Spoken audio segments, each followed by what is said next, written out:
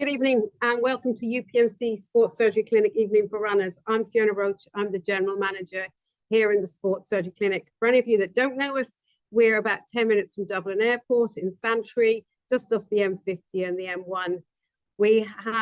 All we do here is musculoskeletal, soft tissue, joint surgery for your knees, your hips, your ankles, your elbows and shoulders. And for those runners, we do ACLs, all ankle injuries and sprains, etc., and knees. So tonight we're actually concentrating with Maurice O'Flaherty talking on the ankle and the foot. And Maurice will be here first, and he'll join us afterwards for a live Q&A. And that will be followed by Colin Griffin, one of our therapists in running. So if you have any questions, there's a tab there for Ask a Question. Please ask a question. I imagine there'll be a lot of questions tonight, so we will endeavour to get to most of them, and some of them we might put together and talk through a few of them with you. So we're going to start now with Maurice O'Flaherty's talk, and Maurice will join us live for a Q&A afterwards. Thank you. Good evening, everybody. My name is Maurice O'Flaherty. I'm one of the consultants in the Sports Surgery Clinic at UPMC, and I'm here to talk tonight about common runner injuries. So first of all, a little bit about myself. So who am I? Well, I've been a consultant trauma and orthopedic surgeon now for 14 years, and I work mainly in the UPMC and Sports Surgery Clinic in Dublin. I did a master's in sports and exercise medicine in the University of Bath in England. And I myself am a keen runner, try and do about 10K 2 or 3 times a week. And I also enjoy going to the gym. So first thing is, why does it matter? Well, if you're anything like me, this is happy you when you're out running. It's not just good for exercise, but also to clear your head. And also, if you're anything like me, this will be you when you're not running, or when you can't run because you have an injury or there's something going on and you're ready to kill dead things. So between the two things, obviously running does matter. You wouldn't be here this evening. So if we move on, what are the typical runner injuries? Well, I've done my best tonight to not go into any medical severe speak. This is really just to go over the common injuries, and then Colin's going to talk about the rehab and things like that. So the main things I'm looking at and that I see all the time are Achilles tendon injuries, bone stress injuries, plantar fascia problems, and then of course sprained ankles. So why me? Everybody asks, why has it happened to me? What's going on? Why is it me that's hurt my ankle, me that's hurt my Achilles? Well, the answer is that there's many contributing factors. The first one and the commonest one we see is just literally overtraining or doing too many events and too many things going on and just not taking enough time to take a break and give your body time to recuperate. I have a picture of the trainers there because, believe it or not, there is a big difference between some of the trainers out there. As you no doubt know, some of them have zero heel drop, like the ultras. So you put a little bit more stress on the Achilles, a bit less stress on the knee. Other ones, like the Hokas, have quite a large heel to toe incline. So some of them are 12 millimeters. They've got a big stability sole. And if you're flipping between one and the other and you haven't done it before, that can lead to injury. The other pictures there, if you transition from road running and you've done road running all your life and you've decided to take up fell running, well, again, obviously these have different demands on the body that, can lead to injury if you're not used to them or haven't prepared. So one of the big things that you'll find that I touch on is your gastrocnemius. Your gastrocnemius is attached to your Achilles. And what's the big deal? Well, in a lot of studies in recent times, the gastrocnemius and the Achilles have been interlinked with foot problems and Achilles problems and ankle problems. So they are pretty important, as you'll see. So if we look first at Achilles tendinopathy, what is it and what causes it? Well, you've got the symptoms, mid-substance versus insertional. When do you see me? The first thing is, what is it and what causes it? Well, as you may know, Achilles' mother, Thetis, dipped him in the river Styx to make him invincible. He was dipped by the heel, and obviously that left him vulnerable in the heel. The Achilles itself links the gastrocs and the soleus to the heel bone. It's actually the strongest and the longest tendon in the body and can take up to 10 times body weight when it's under tension. It powers your stride, and every step stretches and contracts it. So it is a very important role when you're running. And you may be saying, this guy's crazy. What's he putting up a picture of spaghetti for? Well, I think this is the easiest way to think of the Achilles tendon and when we go on to the plantar fascia. If you imagine that the Achilles tendon is made up of lots of lovely stripes of collagen fibers, when you look at it under a microscope, very much like the spaghetti in this picture. And really, we moved away from the idea that it's a tendonitis. It's more of a tendinopathy. And what do I mean by that? Well, it's more wear and tear. So if you looked at it under a microscope, it'd be more like the frayed rope there on the left. So it has a little bit of fraying, just a bit higgledy-piggledy and out of kilter with its normal self.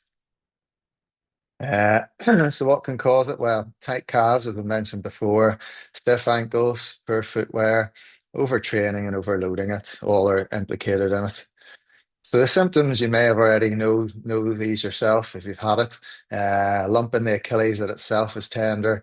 It can be worse when you're getting out of bed in the morning. The reason being that your gastric namus is usually very tight and contracted when you're sleeping, because most people sleep with their knees bent, and then you get up out of bed and stretch everything out in the morning. Pain getting up from rest. If you've got pain down at the heel, it's usually down where it rubs on your footwear. And then in either way, you're usually unable to train as you normally would. So when do you see me? Well, if it's chronic, going on for more than 3 months, if it's not improving with stretches or self-management, or if physiotherapy is not working, then we sort of look at the treatment ladder and we decide where you are going to go next on the next rung of the ladder. So what can I do? Well, as usual, take a good history from you, examine you, usually get an MRI scan if you haven't had one done. There's one of the things that we find very useful, which if you have a lesion like that at the back of the Achilles, is a hydrodilatation. Not everybody's suitable for it, but we'd see if you were. And if you are, then we basically strip off the jacket that encloses the tendon and has some of the nasty sort of blood vessels that grow around it and bring in all the nasty pain chemicals. And we strip these off, and that usually gets you back to a more suitable baseline level where you're not as sore and the physio can work with you again. Excuse me. Achilles lengthening are very useful via gastric namus release. It's a very small day case that we sometimes do if the calf tightness is the main thing driving it. One of the big things about Achilles and plantar fascia is if you don't get rid of the calf tightness, or you can't, then all the other ways of trying to get you better don't work very well. So they're not as effective. PRP injections, some more evidence for these nowadays, very limited, but there are certain times when they work very well. And then, as ever, surgery is a last resort.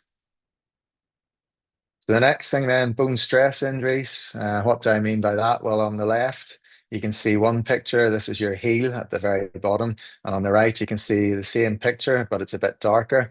The one on the left is the abnormal one, and that is the one with the bone stress in it. So the areas of white on the left-hand side should not be present in the bone.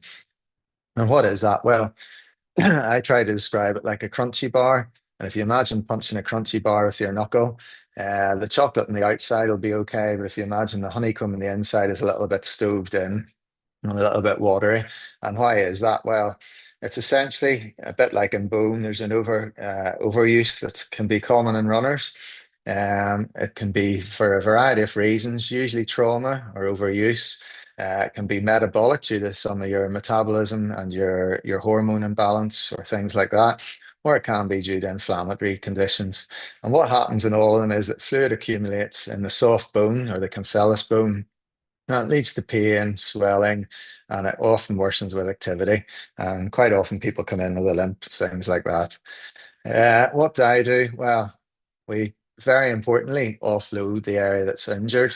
Quite often this will require 6 weeks in a walker boot, one of those moon boot you see people walking around in. This usually settles down the acute phase, and in that time we also check your vitamin D levels, which unfortunately in Ireland we're very low in, obviously with very little sunlight. And we also check your thyroid function test, as that can sometimes be a bit off as well. If we're concerned about your bone density, we'll get a DEXA scan, and sometimes we get a post-injury MRI, but more than usual, we actually find that you're settled down with your time in the boot.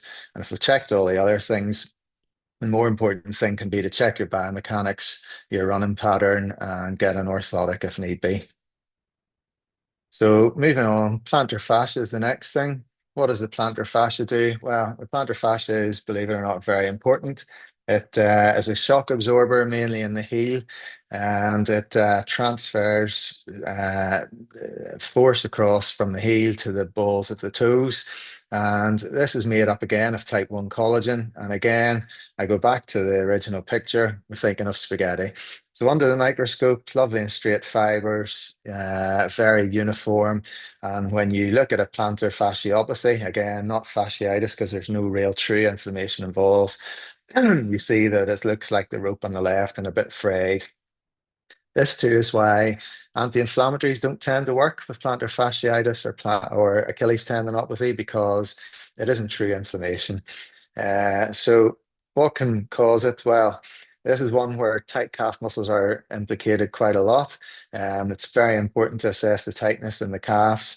This is the number one thing that should be tackled before doing anything else for plantar fascia issues. Usually comes on as a result of overuse or activity. If you've got a high BMI and overweight, then you're more likely to develop it. Occupations where you're standing for long periods of time in hard footwear or on hard floors can cause it. A bit less so, your foot biomechanics can be a bit off, or poor footwear can cause it. And the good news is that in the majority of cases, 80% of the time, physiotherapy will settle it down. If that doesn't work, then that's when I tend to see you again. Things we can do: calf releases for a tight calf. Shockwave therapy works very well in cases where physiotherapy hasn't worked well. We don't tend to inject plantar fasciopathy. I certainly don't recommend steroid injection. All the evidence shows that it just gives a short time fix and then it comes back again. And you add to that the risk of rupturing the plantar fascia, so I don't do it. However, there's a bit more evidence for PRP injections, again, in limited cases and depending on MRI appearance, but that's something we sometimes consider. Finally, if you've got to the top of the ladder that we discussed before and you haven't got better, then one of the operations I can do is a keyhole plantar fascia release, done as a day case, very, very tiny scars on either side of your heel, and you get going within a couple of weeks and it tends to work very well. But obviously, again, it's a last resort. Moving on then to ankle sprains. So what do we mean by an ankle sprain? Well, the majority of runners are going to be concerned with a lateral ankle sprain. A high ankle sprain is another type, but in runners, this isn't seen too often. There you can see the lateral ligaments on the left with the ATFL, CFL, and PTFL. And then on the right-hand side, you can see the syndesmosis ligaments. So syndesmosis injuries are also known as high ankle sprains. Difficult to recognize unless you have a physio who's really on it and knows what they're talking about. It's very uncommon in runners, so we'll only touch on it. And it's usually only about 0.5% of the ankle sprains seen. Excuse me. Much more commonly then, we have our lateral ankle ligaments that are injured. So you see here clearly ATFL and CFL. PTFL nearly always is intact because in the majority of cases when you roll your ankle, your foot's pointing down, and so ATFL and CFL are in tension, and PTFL tends to be lax, so therefore it's not injured as often. So what happens? Well, with an inversion injury or rolling your ankle, a lot of people sometimes hear a pop or a crack at the same time. You're immediately unable to play on or run on. You get severe pain and swelling, and then bruising develops shortly after. People talk about hobbling about for a few days. Many of you will go to your local A&E department and will have an x-ray taken and be told there's no fracture, sure, on you go. If you're very lucky, you'll get a boot and then you'll see your physio. Sometimes you'll have an MRI, and usually then when you're not getting better, you'll be sent to see one of us. So what does the MRI tell us? Well, it usually informs me about the lateral ligaments, so the ATFL and CFL. As I said before, PTFL is usually fine. You'll have a synovitis, and this is just a reaction of the capsule around the joint with a lot of inflammation going on. And you'll see sometimes bone edema in the talus, as we touched on before. The bone edema is just bone bruising. And that means whenever you roll your ankle, sometimes the bones hit together very quickly for a short period of time, and then it goes back to the normal position. And that leaves a bit of bone bruising in the bone that itself can be a pain generator. Finally, you look at syndesmosis in the deltoid ligament, but in the running injury, unlikely to have hurt those. So who is this? Well, some of you might recognize Tony Finau. Back in 2018, he was doing the par three competition at the Masters, and he got a hole in one on the seventh hole, ran off to celebrate, and then rolled his ankle. I mean, on the left there, you can see a severe ankle sprain. So it can be a significant injury. And with regards to lateral ankle sprain, as I say, physios are wizards. So majority of ankle sprains like this, functional rehabilitation is the key. We don't just keep the ankle straight and doing nothing. It's very important to get it moving in specific ways, and that's what the physiotherapists are amazing at. Usually referred to me if it's unstable despite physio, you've got ongoing pain, or you're a high-level sports person trying to get back sooner. And in the majority of cases, any surgery or anything that needs done can wait or be managed up until the time is right.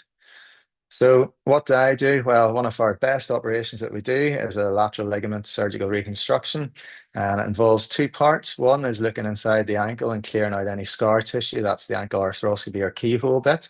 And then the other bit is the lateral ligament stabilization, which is reconstructing those ligaments again and trying to make them tight. And on a first go, it's generally a winner operation, can be done in the off period of your sport or your activities. Usually done as a day case, you're in and out the same day, general anesthetic, and it takes about an hour to do. And you're a couple of small cuts, and they're reconstructed with special suture anchors that we have. The recovery is fairly quick. So days 1 to 10 is just getting over the operation itself and letting the wound start to heal. From week 2, we get you out of the cast and into a walker boot and get you fully weight bearing in the boot and start specific ankle movement exercises. About week 6, we increase those exercises and aiming towards a return to some sort of sport by month 3. Again, the physiotherapists are all instrumental in the recovery. And in conclusion, then, communication between the physiotherapist and radiologist in any of these issues is key, and they talk to us. All of these are best managed in high volume centres like the UPMC Sports Surgery Clinic. You want to be going somewhere where they see these things all the time. As you probably know, you have stories of people being coddled along for months and not really getting anything done. And it is important, if you think something's not right, just to come and get checked out. Runners' injuries in particular are varied in presentation, and the clinical picture really guides what imaging we request and when we request it. And the images we get then helps the surgeon choice as to what we do. And that's really it. And that's all I wanted to say this evening. If you have any questions, just remember the answer is always that it's science. Thanks very much. Thank you, Maurice. Really interesting talk. And we have a few questions coming in. So I'll start with the first one is, which will come up probably a few times with people, is do you recommend a brand of shoe for good support for running? Thanks, Fiona. So I hope that talk was of use to some people. So asking you for your favorite shoe for running is a bit like asking you what your favorite type of car is. Everybody will have their own answer. I suppose it depends really a lot on what you're trying looking to do recreational running. Some people are looking to do longer runs like half marathons, marathons. I suppose the commonest type of trainers out there that we see all the time are Hokas. A lot of people like Hoka trainers. They're very good cushioning. They have a good heel to toe. It makes it easier to run in. The heel to toe is 12 millimeters or so. It's quite high. So some people who have knee problems and who like to do a bit more like barefoot running, well, that's when I was talking about the ultras in my talk, because they actually are zero heel drop. They have a wide toe box. They can be plush as well, and they can help people sometimes who have pains in their knees running. So you've also got Brooks, you've got the gel, the Nimbus gel, the ASICS ones, which are very good for distance. If people are doing tempo runs, they sometimes use the Hoka Mach 3 or Mach 2, the sort of the lighter trainer. So really, there's a vast majority out there that can help people. I think the best thing to do is to go to somewhere in your local town or city that is a proper running shop, not just a trainer shop, but a proper running shop. And they'll give you lots of advice. For example, in Dublin here, there's Run Logic, and it's run by a guy called Ash, and they give very good advice, and you can try the trainers on. Some of them will even have a treadmill you can run on and be filmed on, and they can look at your pronation, your supination. There's lots of different tweaks to all the trainers nowadays. They've some of them a medial guide, which means that they'll help you if you're a pronator, and there's others that can go the other way. So it's really individualized now compared to the days of just sticking on a pair of Nike Pegasus and running as far as you can. Yeah, lovely, thank you. When is it time to see a foot and ankle specialist after numerous sprains? And when is it that you kind of decide that the physio isn't working? So this is probably the commonest thing we see. As I said in the talk, there'll be quite a lot of times where patients have a history of going over on their ankle, or they roll their ankle. And the common history is if you've done it once and you do it again, quite often it'll swell up almost immediately, because what happens is the sort of inflammatory cells that go along with that incident then are already there in your ankle, and they're ready to kick off again very quickly. But also the swelling goes down quite quickly again after a few days, and people get going again, to the point that then they probably forget about it and get back to running or whatever they're doing.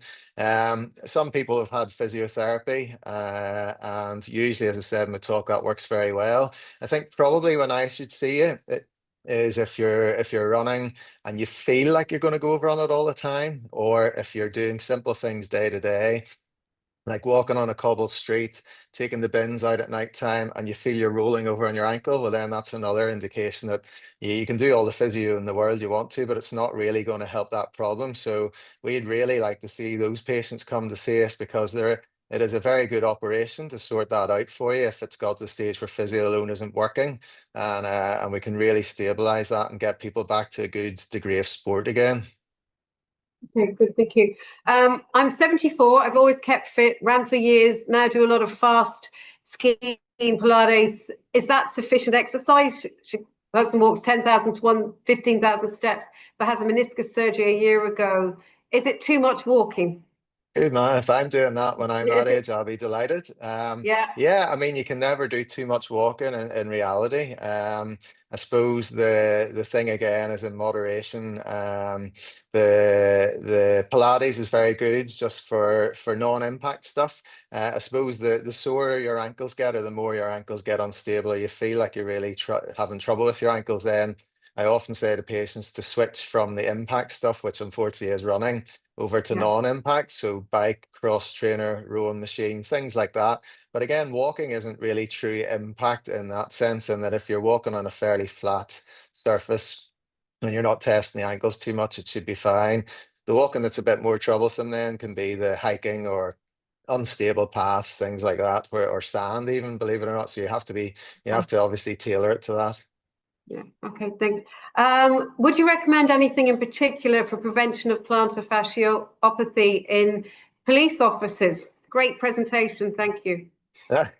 Well, yeah, I mean, they've just given the name away. So it used to be called Policeman's Heel.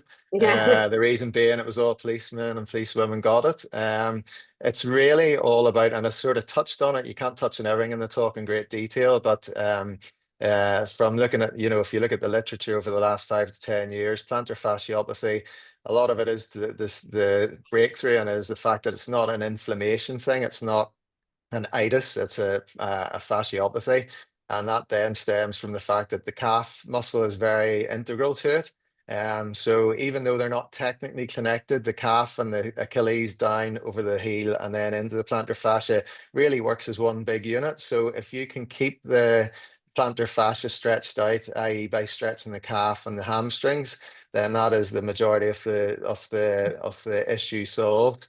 You may need a bit of tinkering then with all the other stuff, but the calf tightness is the #1 thing to get rid of initially. Okay.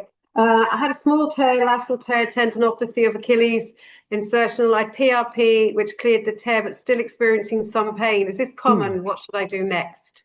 Yeah, so it's good to mention PRP again. The Yeah. PRP, there was it was a bit dubious as to whether it helps for everything. It probably doesn't help for everything yet, and there's other stuff we don't know it'll help for yet. It's still being looked at. It's early days. But the thing I find it very useful for is, like in the talk when I was talking about the rope being frayed, or that's called like an interstitial tear. So in other words, they're little tears that are present in the tendon. Excuse me. So PRP into that does definitely help, both in the plantar fascia and in the Achilles tendon.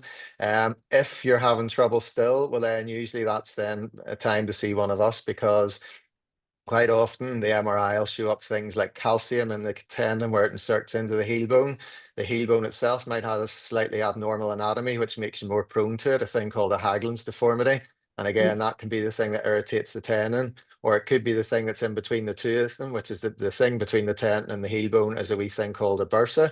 And that's just a fluid-filled sac. They're all over the body. They prevent friction. But the one in your heel is particularly prone to getting inflamed, to getting angry. And it could be something like that as well. So there's quite a lot of anatomy around that one part of your foot that needs taken into consideration to decide what to do next. Okay, thank you. I have a narrow gap in my big toe joint leading to a lot of friction and pain. Like steroid injection it's given me short-term relief before the pain returns. I wear runners with a rocker. Any advice on pain prevention?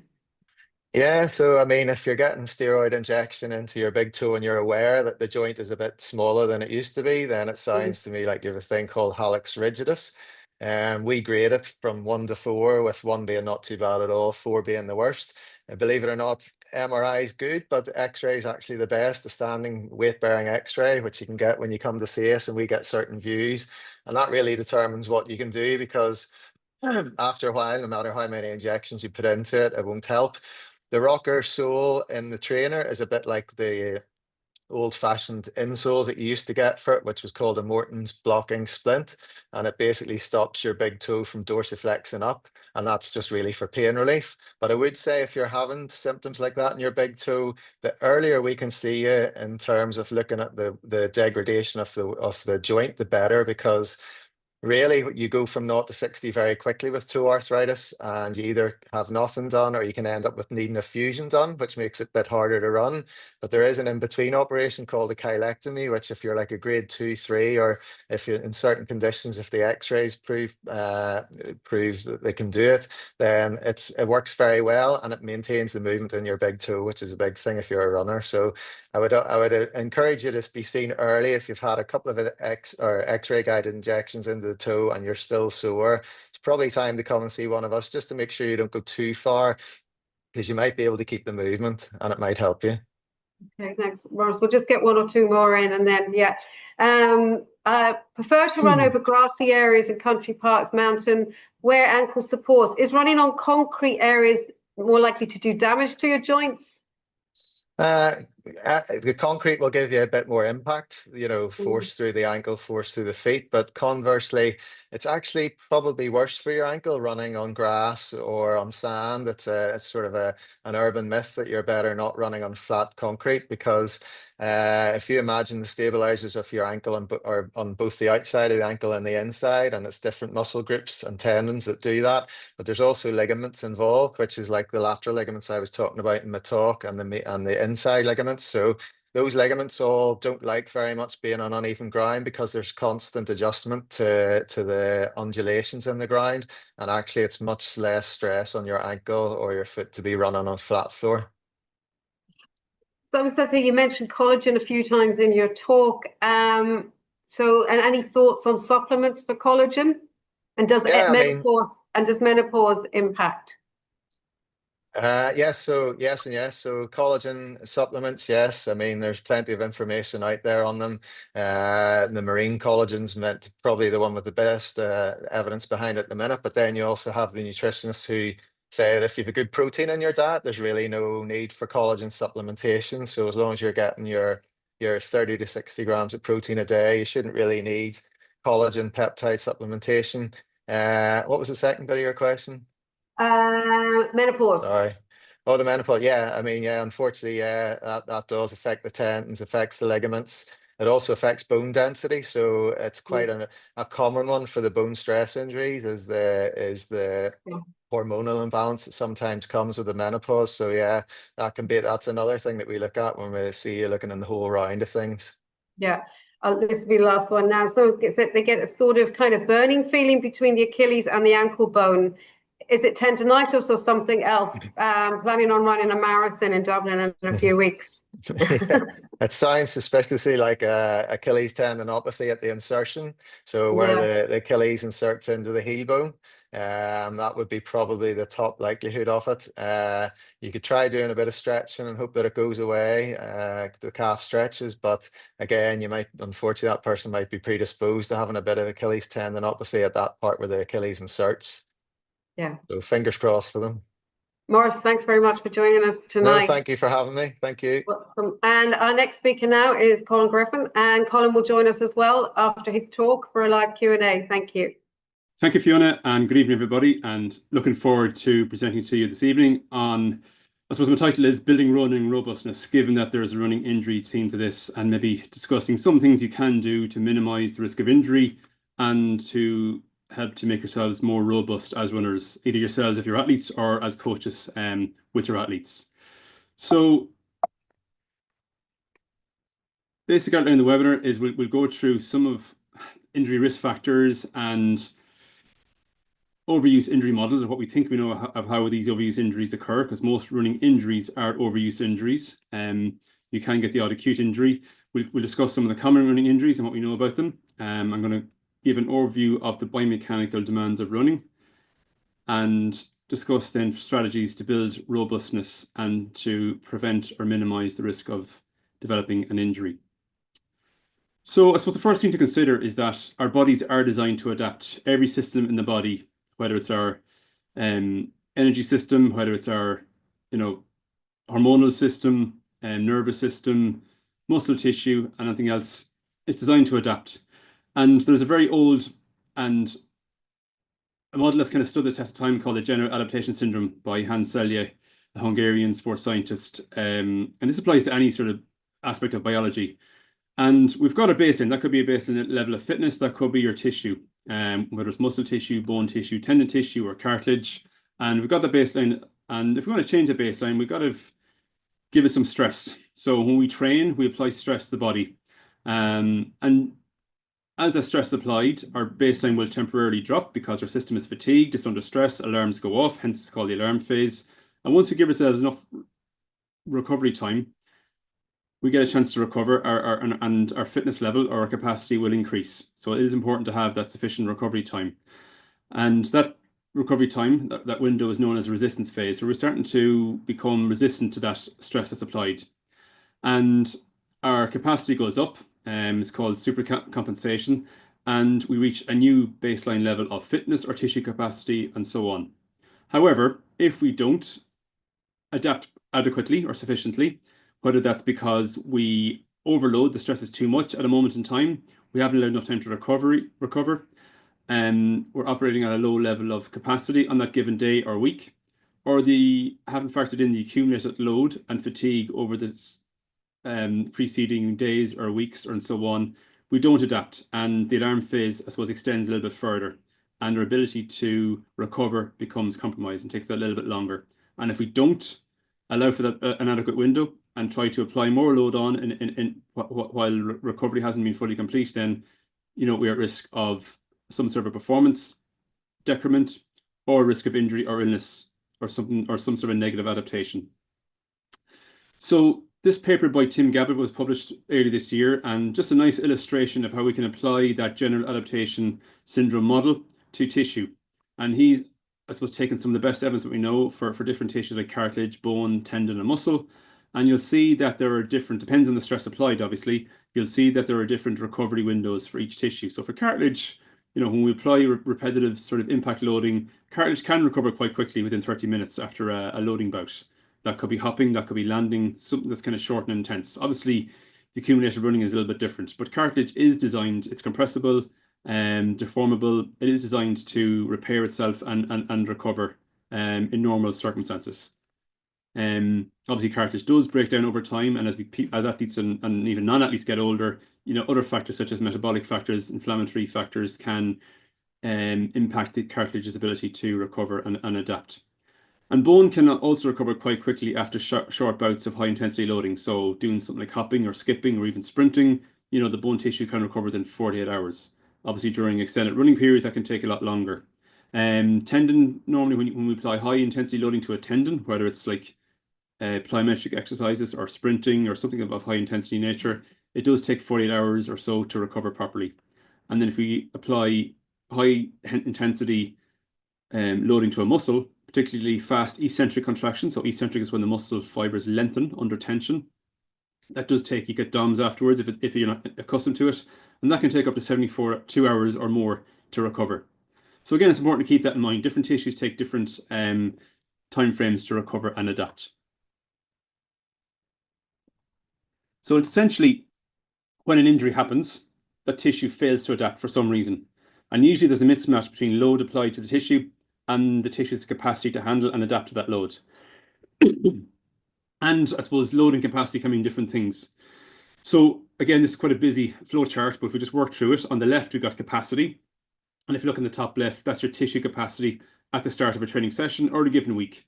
And that can be influenced by your previous training, how many years of training you have behind you, or even that given season, how many weeks of good, solid, consistent training you have behind you, your previous injury history, your diet, your sleep, your genetic factors, and the time between training sessions, or whether you've recovered adequately between your previous high intensity or high volume or high load training session.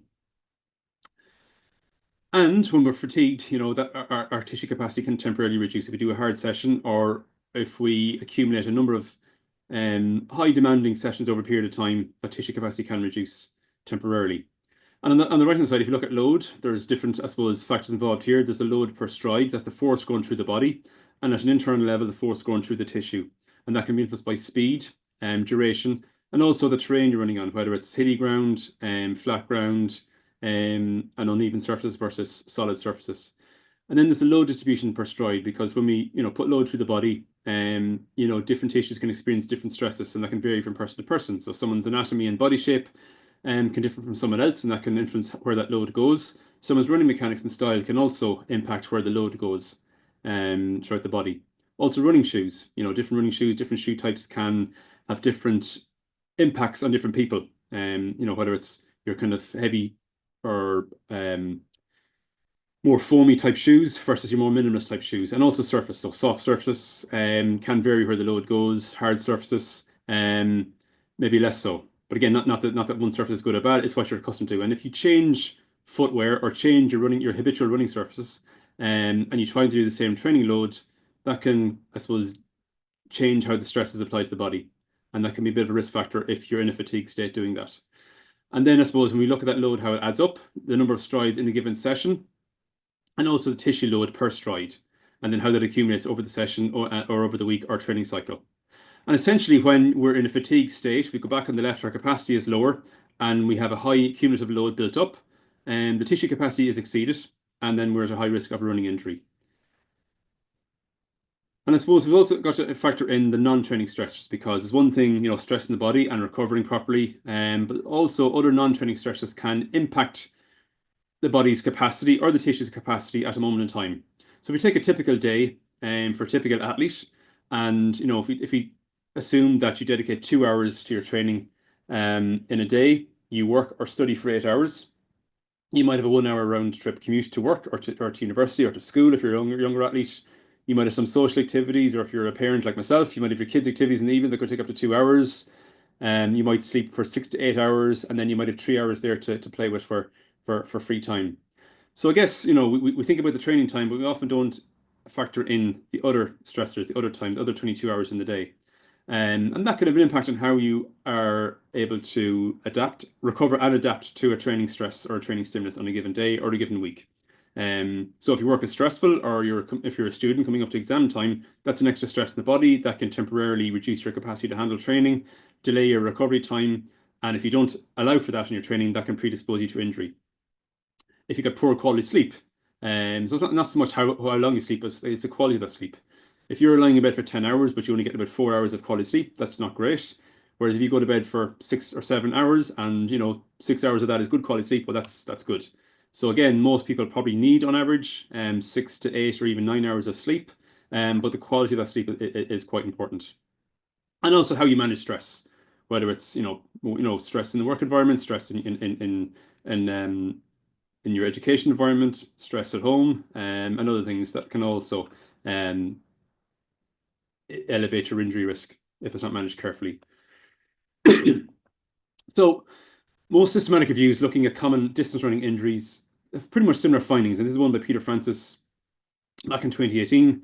And the first image here looks at the site of injuries, and you'll see on there that the knee is the most common site of injury. Again, you can have different injury on the knee. Most common is patellofemoral pain syndrome, which is injury to the patellofemoral joint, but you can also have other knee pathologies such as IT band syndrome, patellotendinopathy, a meniscal tear, and so on. Other injuries are at the shank area, which is like your shin area and calf. So that could be like medial tibial stress syndrome. Often referred to as shin splints, which is a bit of an umbrella term, not one I like to use, but anyway, that's neither here nor there. Or even calf injuries and Achilles injuries. And then your foot and ankle area, you know, ankle sprains, plantar fasciitis or plantar fasciopathy, metatarsal stress fractures, other bony stress fractures of the foot. And again, some of these are broken down. So again, patellofemoral pain syndrome is the most common injury diagnosed from this review. Achilles tendinopathy comes in second. Medial tibial stress syndrome, plantar fasciitis, iliotibial band syndrome, and so on. Calf strains, meniscal injuries, stress fractures. But the main thing from this is that 2/3 of running injuries occur from the knee down. So there's probably a message in that.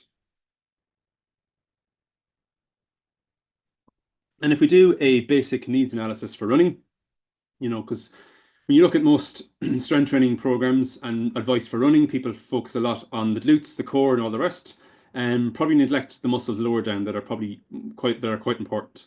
And one study done in 2012 using musculoskeletal modeling determined that at around steady state running speed, which is around lactate threshold pace for most people, the calf muscles, the gastrocnemius muscles and the soleus, are the biggest force producers. They produce forces of around 8 times body weight, so quite large. Next in line are the quads, and then the hamstrings, the glutes, and the hip flexors. So the calf muscles are the big players when we're running, or even when we're jogging. And if you look at some of the chronic running injury sites, particularly the joints and around the knee and the lower limb area, if you take the external ground reaction force going through the body, when we're jogging, that's around twice body weight. When we're running slow to steady, that's around 4 times body weight. When someone's sprinting, that's about 6 times body weight. That's the external force going through the body. And if you look at the ankle, the contact force at the ankle joint, so think of that like almost like a suction pump at the ankle. So that kind of bone-on-bone contact, which is cushioned by cartilage and synovial lining around the bones and the articular surfaces, that's around 10 to 14 times body weight. And the force going to the Achilles tendon as it stretches is about 6 to 8 times body weight at kind of typical steady state running speeds. The knee joint contact force is around 7 to 11 times body weight, and the hip joint contact force are 7 to 11 times body weight as well. So a lot of forces, a lot of stress going to those common injury areas. And I suppose the question is, how are we prepared to handle those stresses over and over again? And if we look at some of the common running gait features associated with running injuries, this study by Chris Bramah in University of Salford in Manchester took a cohort of runners who had different lower limb injuries and look at some of the common features compared to those who were not injured. And you see on the left in a side view, you see someone who overstrides, so lands a little bit more on the rear foot, and the shin angle is a bit more negative or angled, and the foot is a little bit further in front of the body and a slight forward lean compared to the image B, where someone lands slightly more midfoot, more of a vertical shin, the foot a little bit closer to the body, and a more upright torso. And then if you look at rear view, on the far right, you'll see in image A, the athlete has what we call a contralateral pelvic drop. So when the right leg is supporting them, their left hip or pelvis drops or tilts a little bit. And you see the right knee twisting in, and you'll see a lot more rotation. You can see more of the toes on the foot from behind. So a lot more rotational forces going through the body there. Compared to the athlete in image B, who has a more horizontal pelvic line, has a less twisted in looking knee or thigh. And if you look from their ankle up to their hip, it's a lot more vertical compared to the athlete on the left in A, who's got a lot more where the knee sits a little bit more deviated medially from their ankle and their hip. Now, there are people who run with some of those negative features who don't get injured. So, you know, biomechanics is one thing, strength is another thing as well. But the key thing here is you look at all relevant factors that might load the body and also influence the body's capacity to handle that load. And for athletes who are more at risk, we try and influence those factors. As I said, if someone is a world-class runner, looks like at least in A in both those images, and they're not injured, they're operating at a high level, you mightn't change those mechanics too much, because that might come at risks. Because if we change someone's mechanics, we're shifting load from one structure to somewhere else. So again, there's got to be good logic to do that. If someone has a recurrent injuries, they run with those mechanics, and those loading patterns are relevant to the injury, obviously then we will try and influence that. So again, it's a little bit of common sense and logic. So again, some of these features that are seen are associated with patellofemoral pain syndrome, medial tibial stress syndrome, Achilles tendinopathy, and IT band syndrome. And a follow-up study in a different cohort of athletes found similar running features with people who've had previous calf muscle strain injuries. So if we kind of look at the calf muscle, which I've kind of emphasized quite a lot, and again, I don't want to overplay one muscle group in particular, but they are for long distance runners, they're actually quite they're quite relevant muscles, and they're quite big muscles as well. So for most people, you know, if you look at some from behind, you'll see the superficial calf muscles, which is the lateral gastric muscles, muscle head, the LG as illustrated on that image, and the medial gastrocnemius muscles, MG. And then the deeper muscles, which is not very visible, is the soleus muscle, which is the biggest of the three muscles. So your calf muscles comprise of three muscles. Those three muscles fuse to form the Achilles tendon. And as I said, the most dominant lower limb muscles are during slow to moderate speed running. And at around lactic threshold pace, which is like marathon speed or upper end of someone's zone 2, they operate around 85% of their maximal force capacity, whereas the quads might operate at around 65% of their maximal force capacity at that speed, and maybe the glutes and the hamstrings and quads, or sorry, glutes and hamstrings and hip flexors might operate more at 40 to 50% of the maximal capacity. And obviously those lateral muscles, those glutes and hamstrings and hip flexors, their force output will increase quite exponentially at sprinting speed. But at jogging speeds, they're operating at a lower capacity of their maximal force. And those calf muscles are packed with a lot more short fibers, mainly slow twitch, which enables high force output and efficiency. So a lot of force is spread across a lot of fibers, and they're not designed to contract fast or to lengthen and shorten that much, so they can be quite efficient. They're slow twitch, so they can recover very quickly in a normal healthy muscle. But it's also important that the calf muscles has got a good Achilles tendon, so that it enables the muscles to contract efficiently. So if we go through some of our common injuries, and Achilles tendinopathy, I suppose, is probably the second most common reported injury among distance runners. And if we look at the image on the left, a healthy tendon has got that sort of very organized collagen structure. So you've got collagen molecules that make up collagen fibrils. Collagen fibrils make up collagen fibers. Bundles of fibers are called fascicles, and then the tendon is made up of bundles of fascicles. In between those collagen fibers, you've got cells called tenocytes, which help to regulate the tendon's homeostasis. So it allows it to maintain its properties and enables it to adapt, or when the load is too much or hasn't got the ability to adapt to that load, those tenocytes can become overactive and cause the tendon tissue to break down. So you see an example at the bottom of a tendinopathy where you've got a less organized collagen structure. You've got a bigger population of those tenocyte cells. They lose their shape. They become a lot more rounded as opposed to kind of more spindle shape. You get a lot more blood vessels and sprouting of nerve endings into the core of the tendon, which don't normally reside there in a healthy tendon. They normally lie in the periphery. So you see an example on the right of an ultrasound image of someone with a tendinopathy. The top of the image, I'm not sure if you can see my cursor, that's the skin side. The bottom of it is the top of your Kager's fat pad, which is like a triangle between your heel bone and your calf muscles. And where my cursor is, if you can see it, that's the bottom of your soleus muscle. So that area there is your mid portion. That's the most common site of Achilles tendinopathy. Yes, you can get a tendinopathy at the heel insertion, but what you see is a kind of a swelling of the tendon. So a normal tendon has about 4 millimeters of thickness when you look at it side on. But a pathological tendon with a tendinopathy, that can actually double or even treble in some cases. So this example here actually has a thickness of 12 millimeters. Normal healthy tissue has like gray sort of strands that are quite continuous or look continuous. And then you see the tendinopathic region has kind of a dark area where you've got breakdown of collagen fibers. You've got an increase in accumulation of water molecules. So the best way to describe this is like a healthy tendon looks like a packet of dry spaghetti.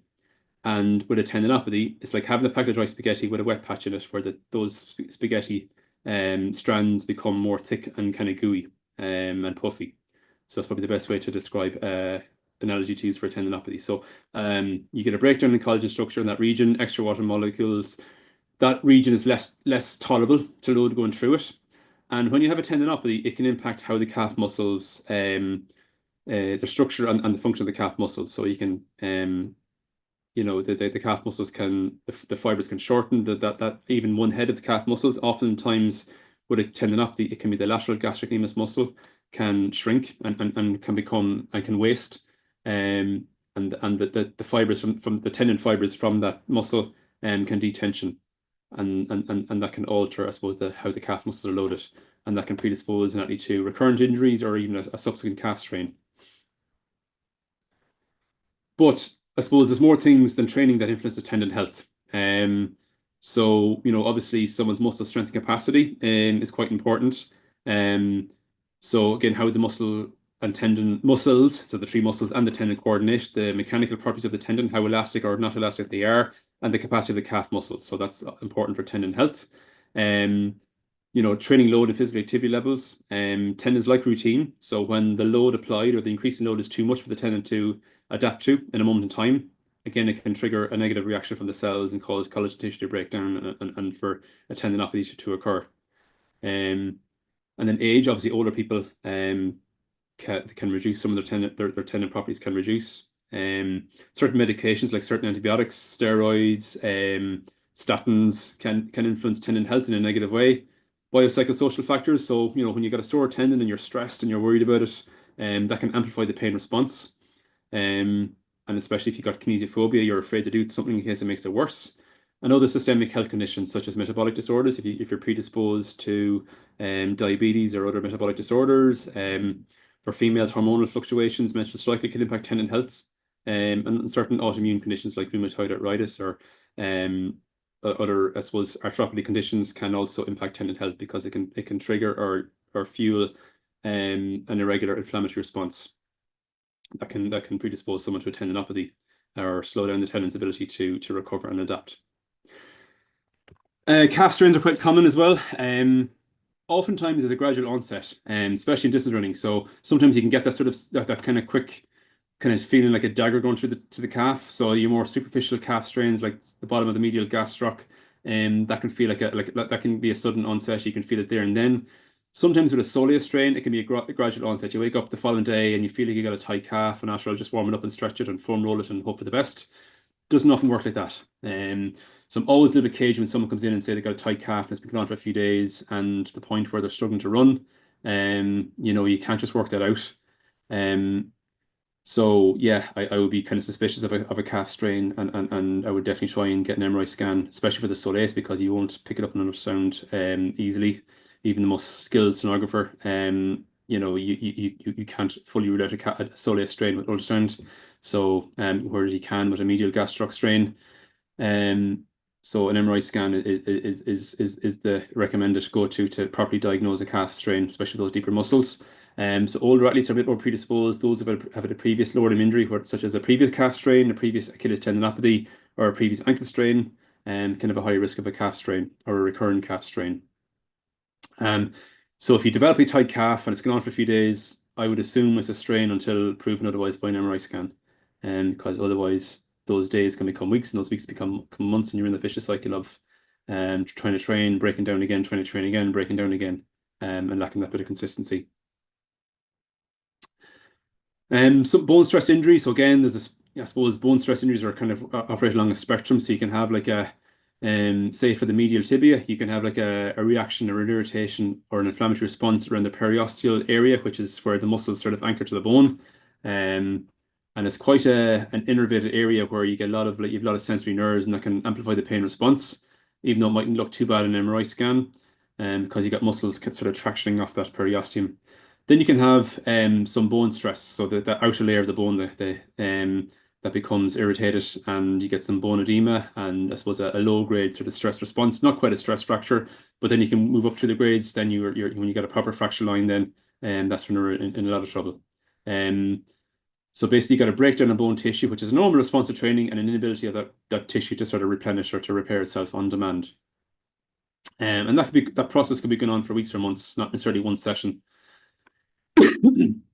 Certain bones have a high risk and need to be managed very, very carefully compared to other areas. So if you've got a bone stress injury to the medial tibia, you know, again, the prognosis is quite favorable. You know, that there's lower risk if you got a bone stress injury to the fibula or the lateral ankle area. Again, the prognosis is fairly favorable because of the bone's anatomy and geometry. The shaft of the femur, again, the risk is quite low of any complications. The same around the pelvis, same around the calcaneus, and the diaphysis, so a certain region of the 2nd to 4th metatarsals. And the high risk areas are the neck of the femur, the front of the tibia, the medial malleolus or the medial ankle, the talus, which is like in your ankle, that kind of floating bone in the ankle that only doesn't have any muscle attachments, it has ligament attachments, so it doesn't get much blood supply, and the risk of a talus stress fracture that's not managed carefully, you can get avascular necrosis, which is definitely something you don't want to be at risk for. Navicular also can be quite a complicated one as well, and again, there's also a risk of, I suppose, non-fusion of the fracture, and a risk of a necrosis, which is like a dying of the cells, and also certain regions of the 5th metatarsal, and the base of the 2nd metatarsal, and the sesamoids of the big toe. Again, they're got to be managed carefully if you have a diagnosis of a stress fracture in those areas.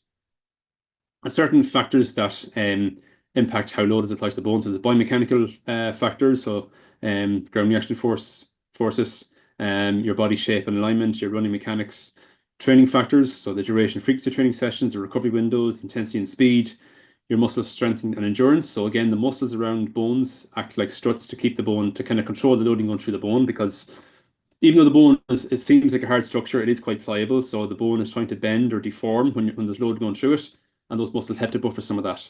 So if we're lacking muscle strength, the bone gets stressed a lot more. So again, the calf muscles, and particularly your tib post and your peroneal muscles, are quite important for the tibia and fibula respectively. Your foot intrinsic muscles are quite important for, you know, your metatarsals and navicular bone and so on. The training surfaces and terrain, and again, it's not that one surface is good or bad, it's when you try to adapt to a different surfaces while doing the same training load is an extra stress in the body, and the same comes to footwear.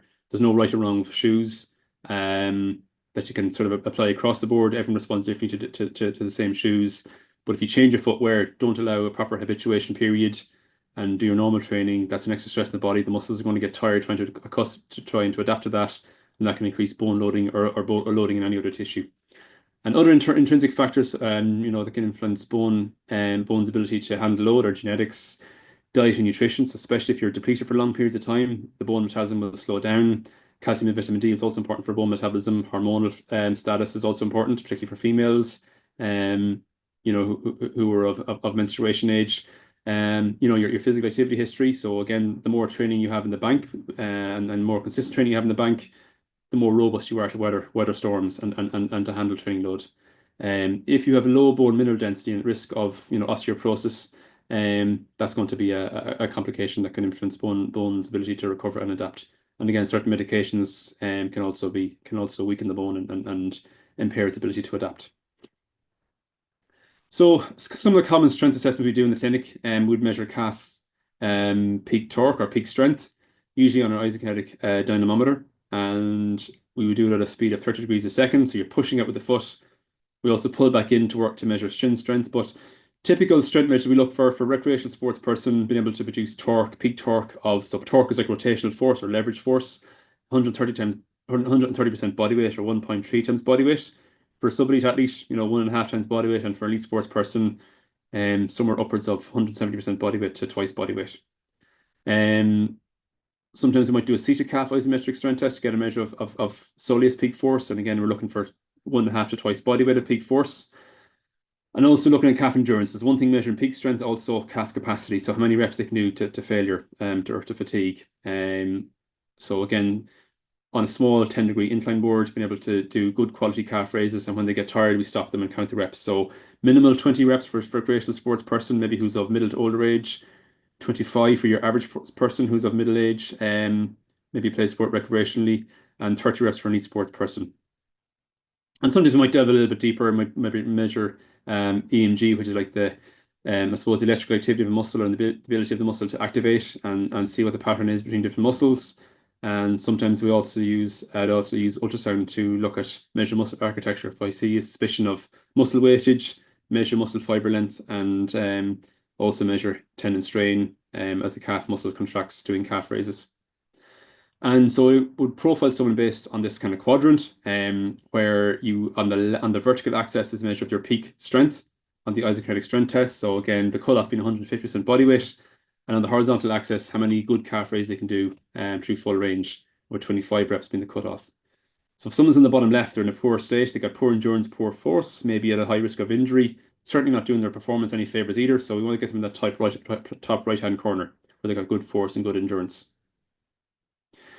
And so we also measure plyometric abilities, the ability to hop and rebound, doing it vertically and horizontally. So an example here of a double leg drop jump. So we measure their contact time and their flight, or their jump height, sorry, on the force plate. To do a double and single leg. In some cases, you might do a horizontal single leg horizontal rebound as well, and maybe measure repeated hops to see what they're like when they're hopping in a more of a cyclical pattern. And we want to see how high they can rebound or jump, or how long they can, if it's horizontal movement, how far they can jump, with a constraint on contact time. So we don't want to spend too long on the ground. So for a recreational sports person, we might say under 0.35 of a second, or a third of a second. For a sub-elite sports person, under 0.3 of a second. For an elite sports person, maybe 0.25 of a second. For more of a distance runner, for someone who's more middle distance, maybe under 0.2 of a second or close to it. And we see how high they can jump or how far they can rebound, while being under those contact time targets. So to develop calf strength, we would ideally get someone to the point where they can do calf raises on a Smith machine or a leg press. Obviously not everyone can start with that. They might have to maybe start with a dumbbell, or even in some cases, if the baseline is poor or at a low level, start with bodyweight calf raises. But ideally, the calf muscles, they are strong. They're big force producers. If someone can do, single leg calf raises dynamically with good control, working into a little bit of a calf stretch and out of it, get the heels slightly above the level of the block, and maybe to get up to the point where they can do at least half or 60% of the body weight of external load on the Smith machine. And then, for more advanced calf loading, for the more experienced athlete, on a leg press, be able to hold or push twice body weight of external load on the frame. So if it's a horizontal leg press or the plate's slightly above the body, all the load is external. I don't have my own body weight to overcome, so I have to load it up quite a lot. And be able to do repeated 5 to 6 second holds at about twice body weight or even more. And for the tendon to adapt, it needs load, and it also needs strain. So strain is like how much the tendon deforms. So when the calf muscles contract, when I'm doing a calf raise, there's a little bit of a stretch in the tendon, and that sort of stretch activates the cells. And there's a bit of tension and I suppose sliding between the collagen fibers, and that activates the cells and can trigger a positive response if it's done in an appropriate way. And normally a tendon responds positively if the strain is between 4.5 to 6.5%. It can also perhaps adapt positively if the strain is a little bit more than that, up to 9.5%. If it goes beyond that, then and it's done and the tendon is not in a good, I suppose, starting point. If you do a lot of load where the strain is in double digits and the tendon hasn't got good elastic properties and the calf muscles are weak, it can predispose the tendon to injury. And the same if you rest the tendon and don't expose it to sufficient strain, the tendon will just break down and it becomes catabolic, and its threshold lowers. So it takes a lot less for it to get sore or to develop an injury. And I suppose when we're rehabbing an Achilles tendon, a lot of people kind of focus on the calf raises and they're trying to get back running, and then they get injured again, but they haven't exposed themselves to some of the movements that actually replicate the demands of running, like hopping and jumping and so on. So if you look at this table or graph that was done in a study a few years ago, they looked at common sort of calf exercises and hopping and jumping exercises and kind of matched it against the demands of walking and running. So if you look at walking there in the yellow bar, you'll see that it's one thing, I suppose, quantifying the force going through the tendon. The other thing is actually the rate of loading, so that the speed that the force is applied to it.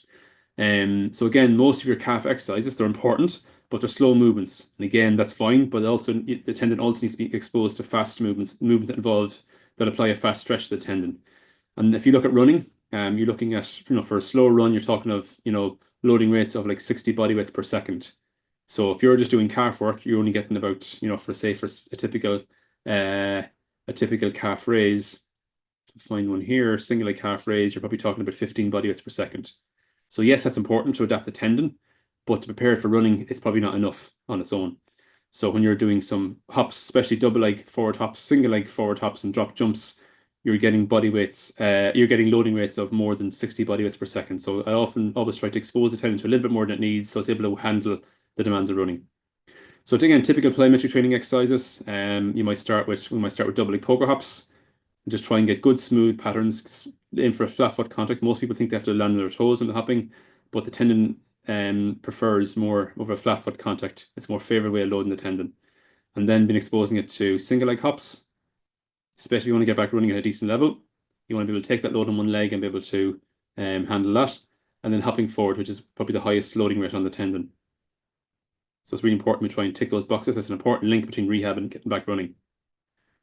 And it's also important, I suppose, to address the kinetic chain. So, you know, being able to squat or deadlift, do some sort of a whole body exercise. And again, not everyone's going to start with a heavy squat. This is kind of your more well-trained athletes who are experienced, you know, be able to squat 1.5 times body weight for a few reps.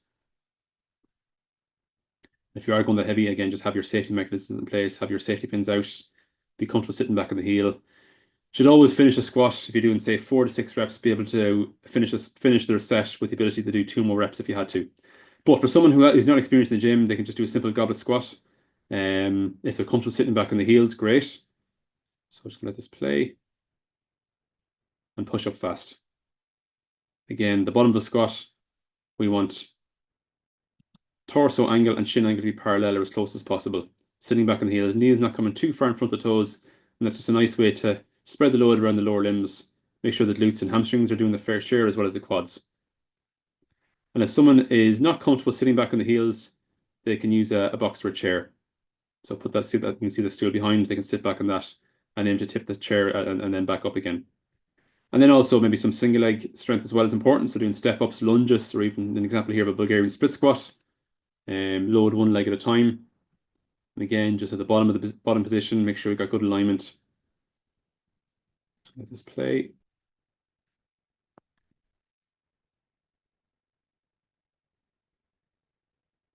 So control going down. If I just pause it there, shin angle, torso should be fairly parallel. Back knee should be sort of in line with the hips and shoulders.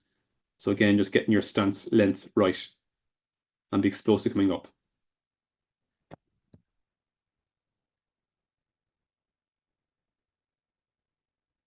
Okay, so again, aside from injury, there are, you know, obviously performance benefits from strength training, and especially if you haven't got a massive background of strength training, if you introduce it at the right time and the right way, you know, there is a carryover to performance.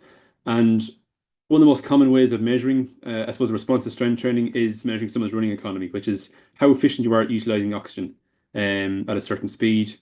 So, you know, plyometric training has been shown to have, you know, over, say, 12 to 14 weeks has been shown to have a 4% improvement in running economy. Heavy and explosive strength training, so some of the examples I gave in the previous slide of doing heavy squats or doing something explosive improves running economy and time trial performance in 2 studies. And again, there's plenty more out there.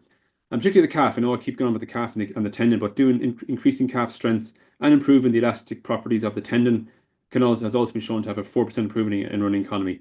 So to put that into context, you know, we know that some of those modern advanced running shoes with the special foam and the carbon fiber plates, on average, across the people who have been studied, has been shown to have a 4% improvement in running economy. You know, people will spend €300 or thereabouts to try and get those benefits. But you know, again, if you're doing strength work as well, you're kind of covering all bases, and you may get, doesn't mean guarantee that you get 4% improvement in running economy, but you may get some benefits if you haven't got a huge baseline already, if it's done in the right way and factored into your week carefully. So just a couple of sum up slides here. It's important to, you know, if someone's rehabbing, it's important to build tissue capacity, build strength, and then, you know, have a phase of building power and reactive strength with our plyometrics. Build the training capacity needed for your event. So if you're, you know, a middle to longest runner, again, being able to do back into your long runs and, you know, an appropriate number of interval or tempo running sessions before you're race ready. So again, it's important to work through those steps in that sequence, depending on the injury it is, and that kind of model can be applied to most injuries. So to sum up, how to be a robust athlete or to build that robustness, you know, we want to try and give the body a chance to adapt. So a gradual increase in training load, not trying to accumulate too much too soon. And especially training for a marathon, you know, people can often go into like a 3 or 4 month marathon training block off a low baseline, and they accumulate a lot in 2 or 3 months, and that elevates the injury risk. Not allowing sufficient recovery time between sessions. So if you're trying to squeeze in an interval session on a Tuesday and a Thursday and a long run on a Saturday, If you've got a busy week, that might be enough time to recover. So you may need to, I suppose, adjust it to your needs. Having a strength training program, and again, strong people will still get injured. You know, it doesn't give you license to be careless at other things, but if you're doing a strength training program that's appropriate to your level of training and your needs, along with doing everything else right, it's certainly going to go a long way towards making you robust and build the tissue capacity needed and to be able to weather the storms in terms of training load increases and so on.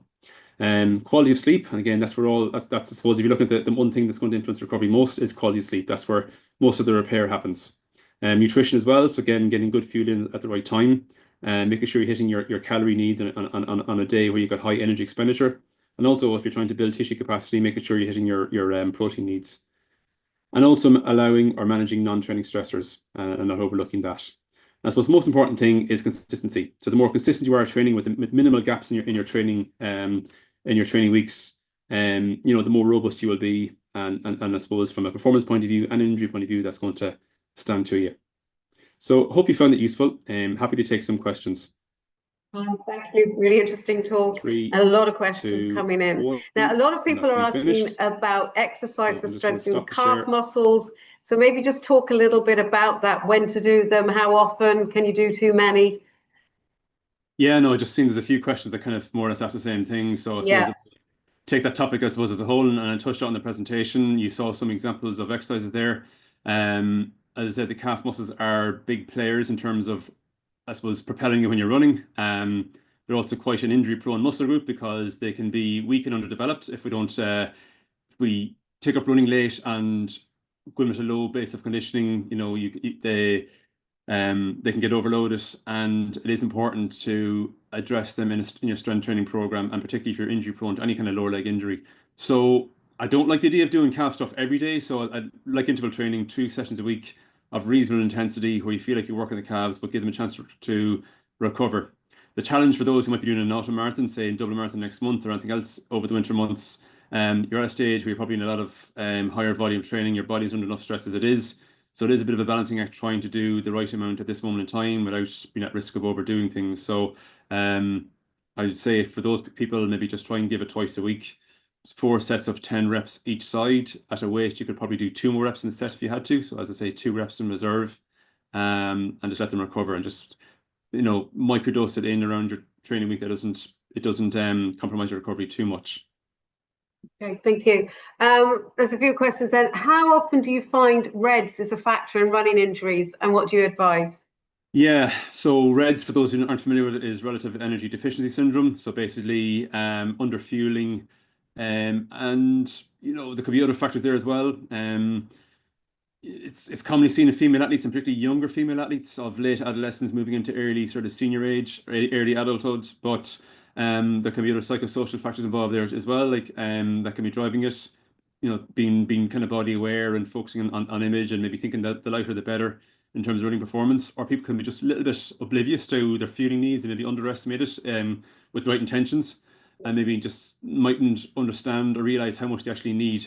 So it is quite common for different reasons. For those who have more sort of psychosocial factors driving it, they probably need a bit of psychology input. So in those cases, we would involve a sports psychologist just to help them maybe look at things a little bit differently. Definitely nutrition input. Have a nutritionist to devise a nutrition program to tailor their needs and address their deficiencies. And again, we see it oftentimes in male athletes, and it's just purely because they don't actually realize that they're undercutting their calorie requirements during the day as well, and particularly when you're training for a marathon. So it's a big driver for a lot of bone stress injuries because bones need energy as well as other body parts. And if bones are left to clear for too long, their metabolism slows down and you're not able to replenish on demand. And then you're in that sort of spectrum of a bone stress injury, worst case scenario, a stress fracture. Okay, thank you. Now, this has come up a few times as well. So we've just one question we're going to ask you. What do you think about carbon plates? Yeah, I mean, look, everyone's wearing them. Everyone responds differently to them. So it's very hard to give a sweeping answer to cover everybody because you don't really know how you respond unless you try them. Nobody has the technology to actually assess your foot type properly and how you might respond to the shoes. You know, initially, like Nike had the I suppose first mover advantage. There was their sort of IP, and now other companies do the similar thing. So there's different options out there. All the main running shoe companies provide this footwear technology. So it is a little bit of trial and error. You know, some people have asked like about the risk of injury. There are risks for some people. You know, while the foam can help a little bit with preserving, I suppose, the demands of the muscles during running, but they can also adjust your foot mechanics, cause a bit more stress on the metatarsals. And again, if you're predisposed to bone stress injury, that can be a problem. So yeah, I mean, for me, I prefer to save them, and it's just me personally, I prefer to save them for race day, save that feel-good factor for a race, and try to wear my normal shoes and my normal runs. Maybe the odd time do a little bit of a familiarization session in them in the lead up to a big event, but not too often. Some people would just wear them on their long runs to try and protect them. And again, that might work for some people, maybe not so much for others. So it's a little bit of trial and error. And if you have had a bad experience with them before by wearing them chronically in training, I'd maybe suggest just be a bit more sparing with them. Find a pair of shoes that you're comfortable with, wear them in your day-to-day runs, and save the carbon fiber and foam cushion shoes for race day. Okay, thank you. This is someone with a specific question with the bulging disc, L4, L5, low back pain, sciatica. Physios helped with sciatica release, but advised to get a steroid injection or the disc scaled back as there's nothing they could do for my back. Do you have any recommendations for building lumbar resistance? Yeah, I mean, any of your big lifts. I mean, just again, I've had personal experience with this injury. I had quite a nasty disc bulge at both L4, L5, and L5, S1, so I had radiculopathy, and that was back about 3.5 years ago. Had a lot of loss of strength and development of numbness down the lower leg. So it took us, I was out for several weeks. In the end, I got a nerve root injection and got my, I suppose, function back after about 10 days. But again, different people respond in different ways. Some people can recover naturally over time. And I suppose in worst case scenario, some people would be recommended to go and get a surgical opinion with a view to getting a microdiscectomy. But from a strength point of view, there's lots you can do. I mean, it is important to keep moving. And if you're able to run at the moment and the symptoms allow you to run, and there's low level symptoms like I have, and I still have to manage it, you can manage it fairly well. So any of your big lifts, like squats, deadlifts, just make sure you're moving well first and foremost and feel slightly challenged. Doing things like hip thrusts as well. I gave an example of a squat or even a goblet squat in the video there in my webinar. But there's lots you can do. So definitely work with your physio and if you can an S&C coach, if your physio feels that they've taken as far as they can, an S&C coach, and if you get into trouble again, it's just worth seeing a sports medicine doctor or even a spinal consultant just to get their opinion on it and see what other interventions they might suggest if it comes to that. Yeah, lovely, thank you. Again, what can I do if consistent tight calves? There's a calf one again then. We've kind of answered those ones, but they seem to be causing knee issues. So I suppose with knee issues, what can people do? Yeah, I mean, when your calf muscles weaken and when your ankle area weakens and fatigues, you're trying to maintain the same output, there's a bit more demand at the knee. So again, when I'm dealing with knee injuries, we always look at above and below the knee. So, above the knee, looking at quads, hamstrings, and glute strength, and also below the knee, looking at your calf muscles. So, definitely like the previous question, try and keep some, low volume, high intensity calf strength work in there, maybe twice a week if you can. Also not neglect other parts of the body. Make sure you're strong further up the chain as well. Maybe doing some sort of hopping exercise. I think I gave some examples there in the webinar. Just improve how you coordinate. And I just try to make sure your running training week is fairly well balanced and structured and meets your needs and doesn't feel like too much of a stretch when you fit everything in. If it means dialing back and maybe replacing one of your easier runs with a cross-training session on an elliptical trainer or a spin bike, that might be the best balance in order to keep you training and give you more time to recover. Okay, good. Recommended recovery time after a long run of 15 to 20 miles while training for the marathon. How many rest days are recommended during a week? It depends on your, I suppose, training background and training age. So if you're quite experienced, I still think it's important to have at least protect 1 day a week for recovery. That could be a complete rest day or something that's light and easy, or something maybe that's not, it could be an easy run, or it could be just an easy session on the cross trainer, going for a swim or something like that. Definitely have 1 day of the week, and some people might need 2. But if you've done a long run, I certainly would be trying to do a hard session within 2 to 3 days afterwards. So if your long run's on a Sunday, maybe, the earliest Tuesday, and even if you're training for a marathon, I push out to Wednesday. I mean, when you're training for a marathon, at this stage, I'll be treating the long run like a key session, and then trying to fit in one midweek sort of interval or tempo type session that's geared towards marathon, your marathon pace. Focus your week around those 2 sessions. Make sure your recovery is adequate in between. Yeah. Do you rate reformer Pilates as a method of rehab or injury prevention? It would be down the priority list. Again, it has its benefits, and some people do like it. And again, I wouldn't argue with that. But in terms of developing strength and everything else, it doesn't compare with plyometrics, with doing good lifts really well. Where you're on your feet and vertical and overcoming gravity. As I said, I would see reformer Pilates as an add-on, if you've got time and can fit it in, but it wouldn't be done in place of a good gym-based strength training program. Right, thank you. Someone's asking, how can you stop impingement around the hip? Happens the day after running. Is there a way of managing this? Yeah, so let's get the diagnosis clear as what is actually causing impingement. There's two types, but if you're able to get through your run and it's not bothering you during the run and it's only the day after, that's actually not too bad. You can manage that. In that case, I would just keep on top of your hip strength work. Your sort of lateral or side hip muscles that abduct and externally rotate the hip, and the back of the hip muscles in the front of the hip. So just make sure that the ball and socket can move fluently, because all the muscles around the hip area act like a sling. Maybe a little bit of mobility work, but I wouldn't push it too much. Again, everyone's hip morphology is different, so some people just don't have the bony anatomy to handle being forced into mobile positions that they're not just quite able to, especially if they're a little bit older. So I'm always careful with that. And then often people who are hypermobile can have poor stability, poor control, and the hip joint can sort of impinge a little bit earlier as well. So again, it's hard to give a blanket answer, but the fact that you're actually able to run and it's only the day after, and as long as it recovers again the day after that, you could probably work with that, especially if you're training for a marathon. Okay. Somebody has fissures in the cartilage of their knees. They're age 42. They're still running. Is there anything can be done to improve the condition?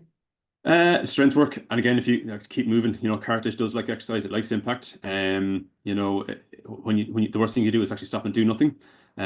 So definitely keep moving. And then again, if your symptoms allow and doesn't trouble you too much on your runs, keep it going. But do keep on top of your strength work, particularly around the quads and hamstrings.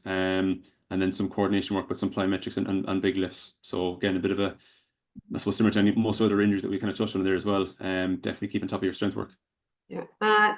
This is probably the last one now. So very informative presentation, Colin. Thanks very much. I hear mixed reviews on stretching before and after runs. Some say it's bad, some say it's essential.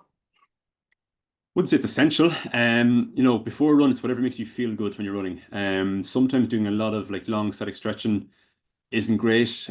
Some evidence that it can temporarily reduce your sort of power for up to an hour or so afterwards. Again, it mightn't affect other people either, so it's very much an individual thing.